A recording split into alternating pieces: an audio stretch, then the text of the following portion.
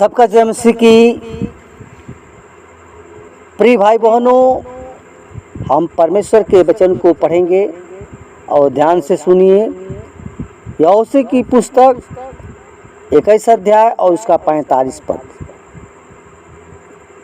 लिखा है कि यहोवा ने इस्राएल के घराने से जो भली प्रतिज्ञा की थी उनमें से एक भी न छूटी, सब पूरी हुई।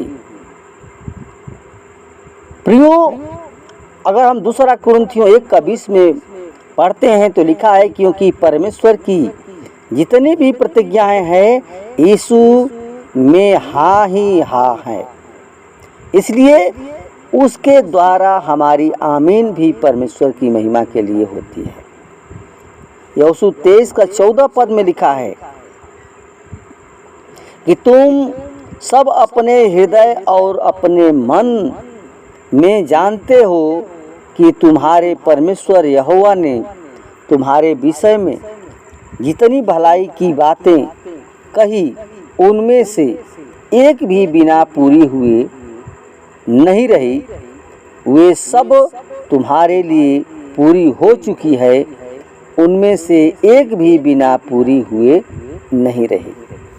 प्रिय भाई बहनों, परमेश्वर हमारा सच्चा और जीवित परमेश्वर है जो मनुष्यों को असीम प्रेम करता है और उसकी हर एक प्रतिज्ञा हाँ और आमीन में पूरी होती है, क्योंकि प्रियो वह विश्वास योग्य परमेश्वर है और वह मनुष्यों की तरफ झूठ नहीं बोलता है।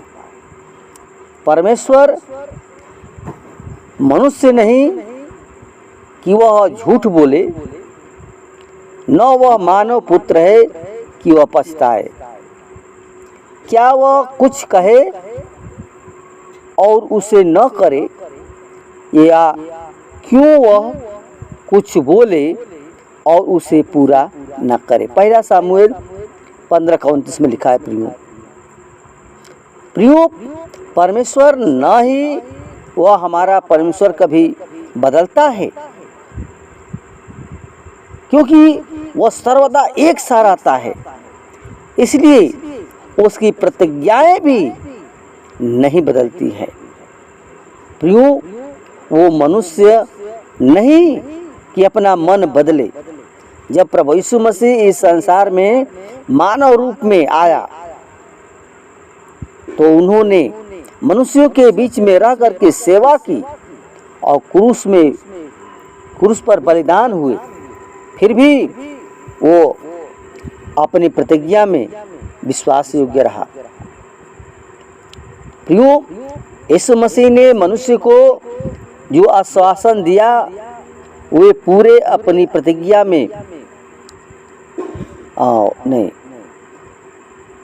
जो यीशु मसीह बलिदान हुआ और फिर वो अपनी प्रतिज्ञाओं में विश्वास योग्य रहा और उसने मनुष्य को जो आश्वासन दिया था वो पूरा किया। प्रिय, यीशु मसीह ने क्रूस पर बलिदान होकर जैसा उसने कहा वैसा ही किया, क्योंकि परमेश्वर का पवित्र वचन बताता है व्यवस्था 7:9 में, इसलिए जान ले कि तेरा परमेश्वर यहोवा ही परमेश्वर है, वह विश्वास योग्य परमेश्वर है। प्रियो, एक राजा था और उसकी 3 बेटियां और 1 बेटा था, और उसका राज्य बड़ा ही वैभवशाली सुख समृद्धि से परिपूर्ण था, और वो अपनी छोटी बेटी को सबसे अधिक प्रेम करता था। लेकिन रानी जो थी वे अपने बेटे को बहुत प्यार करती थी। और जब राजा बूढ़ा हो चुका था प्रियो, लेकिन वह अपनी राजगद्दी नहीं छोड़ रहा था। उसका सारा परिवार, उसकी सारी प्रजा उस वृद्ध राजा से परेशान थी, क्योंकि वो अपना सारा राजपाट और राजगद्दी अपनी सबसे प्रिय पुत्री को देना चाहता था। प्रियो, जब इस बात का पता रानी को चला तो उसने सारी प्रजा को आमंत्रित किया और अपने बेटों को प्रजा के सम्मुख भाषण देने को कहा। और राजकुमार ने प्रजा के बीच ऐसे ऐसे आश्वासन और प्रतिज्ञाएं प्रस्तुत की थी कि उसके आश्वासनों और प्रतिज्ञाओं से सारी प्रजा राजकुमार की ओर आकर्षित हो गई। प्रियो, अब राजा के स्थान में उसका बेटा राजगद्दी पर बैठा और इस राजा ने प्रजा की आशा में पानी फेर दिया और अपने सारे वायदों को भूलकर अपने सुख विलास में लवलीन हो गया। प्रियो, लेकिन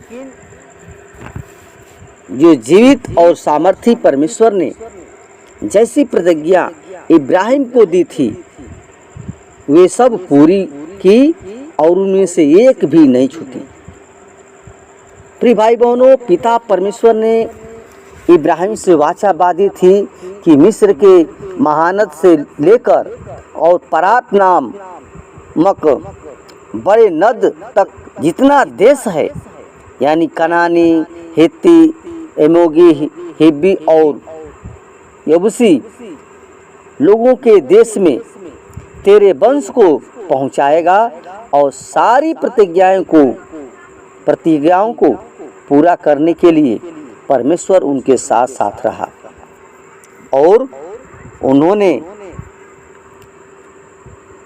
न तो त्यागा न धोखा दिया।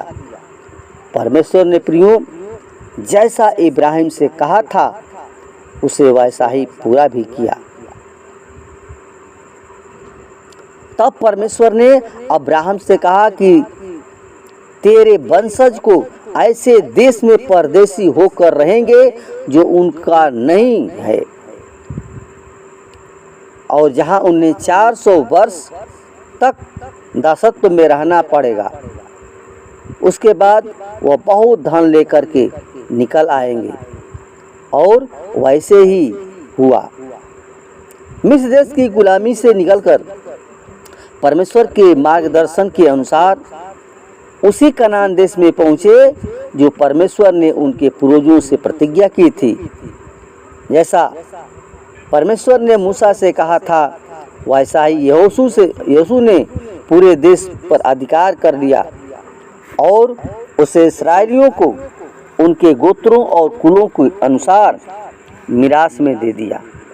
प्रियो, इस प्रकार यहोवा ने इस्राएलियों को वह सारा देश दे दिया जिसे देने की शपथ उसने उनके पूर्वजों से खाई थी और वे उसे अपने अधिकार में करके उसमें बस गए और उसने उसके पूर्वजों से निज बातों की शपथ खाई और उनके सब अनुसार उसने उनको चारों ओर से विश्राम दिया। प्रियो, यहोशू 21 का 43 और 44 पद में लिखा है। इसलिए प्रियो, परमेश्वर हमारा कभी छोड़ता नहीं है और जितनी भी प्रतिज्ञाएं परमेश्वर ने किया है वो पूरा किया। इसलिए प्रियो, कभी हताश न हो, निराश न हो। परमेश्वर का वचन अटल है और उसको पूरा करता है। धन्यवाद। वचन के द्वारा परमेश्वर को दर्शन प्रदान करें। आमीन।